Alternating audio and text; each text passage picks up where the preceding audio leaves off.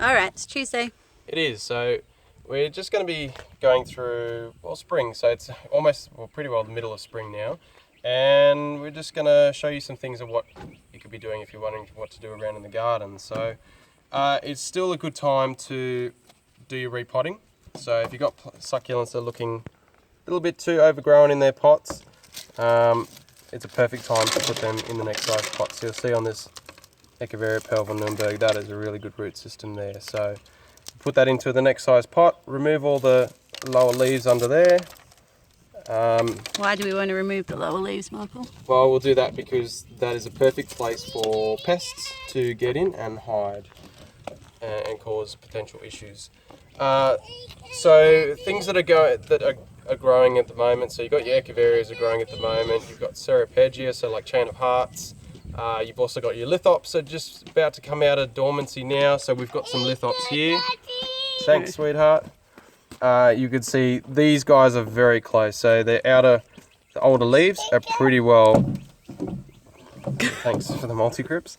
Are pretty much finished now. So You're welcome, Dad. I'll probably wait till about next week and I'll start watering these guys. So give them a little water. If yours lithops have pretty much consumed the older leaves, then give them just a little bit of water, because what that'll do is that'll actually start to activate the roots and let them know that, okay, it's actually time to start growing. So those roots will wake up.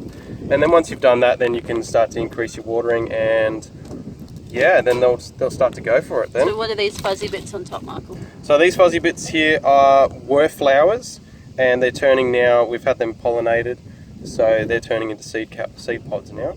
So we'll wait till, well, they're nowhere near ready yet, so we'll wait probably another month or two and we'll remove them, and probably about autumn then we'll sow them and hopefully get some lithops germinating from those pods there. So you're still going to be getting a lot of flowers at the moment, so still keep removing them. Why we remove them is this is a perfect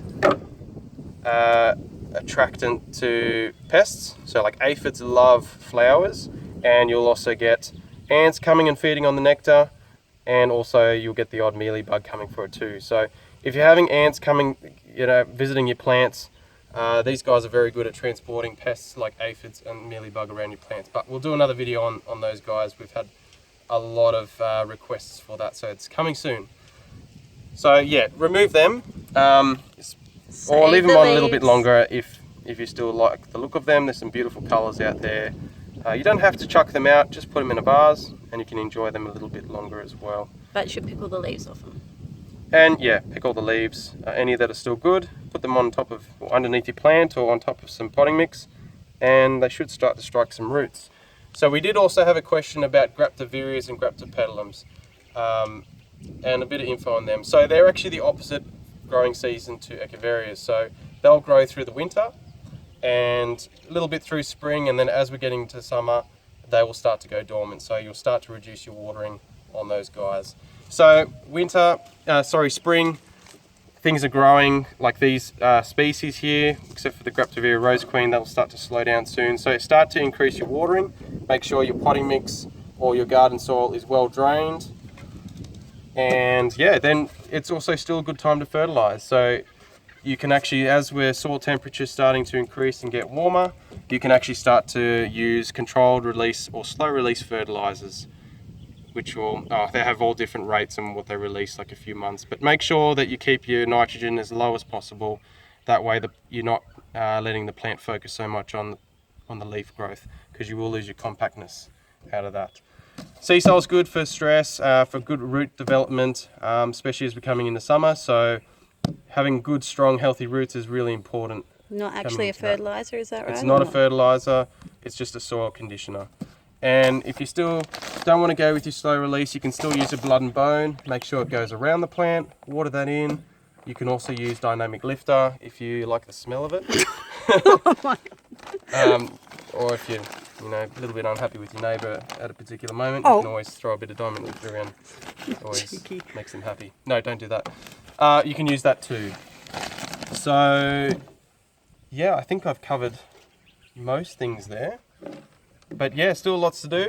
Yeah, lots of repotting to do. You can do like your Haworthias are still okay to repot now before they go to sleep in the summer.